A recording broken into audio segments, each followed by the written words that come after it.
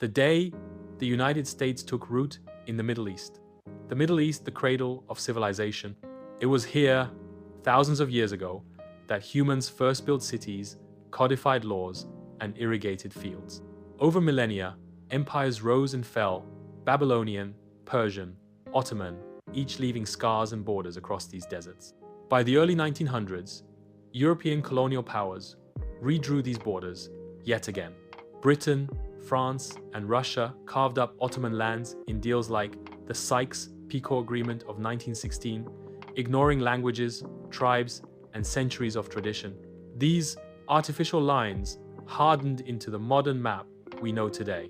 But across the Atlantic, a young industrial giant was growing: the United States. After moving westward across its own continent and into the Pacific, Washington began to look eastward. World War I had revealed the strategic value of oil. By World War II, oil had become the lifeblood of modern warfare. Germany's defeat had proven that no superpower could fight without fuel. In 1933, a California company secured rights to search for oil in the deserts of Saudi Arabia. It was a gamble. No one knew if the sand concealed riches. For 5 years, drilling rigs pounded the desert. Then, in March of 1938, the gamble paid off. Oil gushed from the ground near Dahra. American engineers, workers, and families flooded into the region. They built small towns with air conditioning, movie theaters, and modern hospitals, tiny Americas on foreign soil. To conservative Saudis, this was a shocking intrusion. Yet, the royal family tolerated it. The oil wealth was transformative. In 1945, as World War II ended, President Franklin Delano Roosevelt met King Abdulaziz ibn Saud aboard a US warship in the Suez Canal. The deal was simple: American security and technology in exchange for steady oil supplies. The seeds of a decades-long partnership were sown. The 1950s brought a new rivalry: the Cold War. The Soviet Union saw influence in the Middle East, courting newly independent nations with promises of arms and development. The United States responded with covert operations.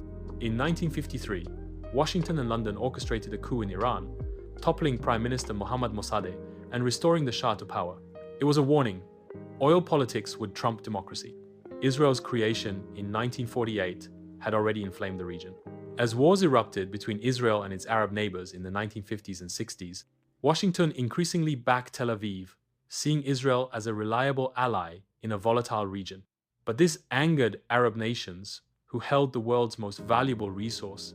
In 1973, after the Yom Kippur War, Arab oil producers struck back. They imposed an oil embargo, sending shockwaves through global markets. Gasoline lines snaked across American streets. The message was clear: Middle Eastern politics could shake the world economy.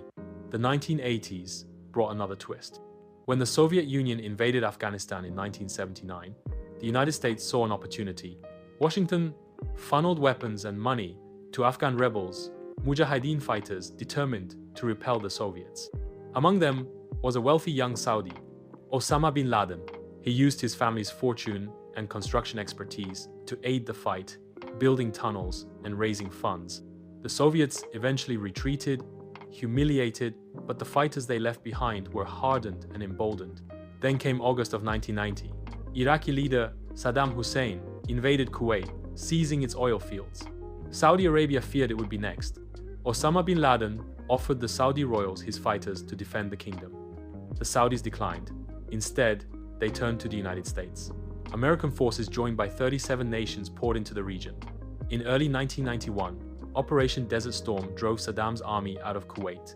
The victory was swift, but the US military stayed, establishing permanent bases on Saudi soil.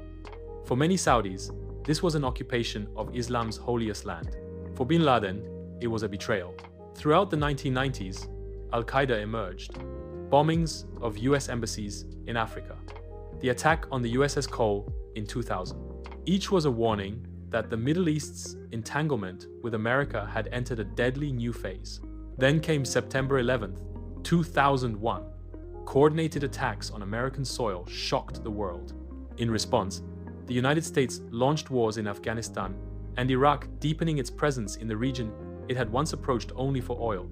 Over the decades, the The United States' role in the Middle East evolved far beyond petroleum.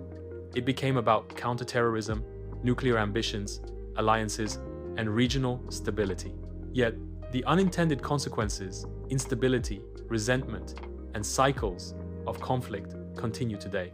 The Middle East is not a single story. It is a tapestry of peoples, faiths, and histories. But understanding how outside powers first European empires, then the United States redrew its map and shaped its politics is essential to understanding today's world. This is not the end of the story. The events of Iraq, Afghanistan, Iran, Syria, and beyond show that the legacy of those early decisions still shapes global politics. The question that remains is whether future leaders will learn from the past or repeat it. Like, subscribe, and share, and don't forget to turn on the notification bell so you never miss another story that shapes our world.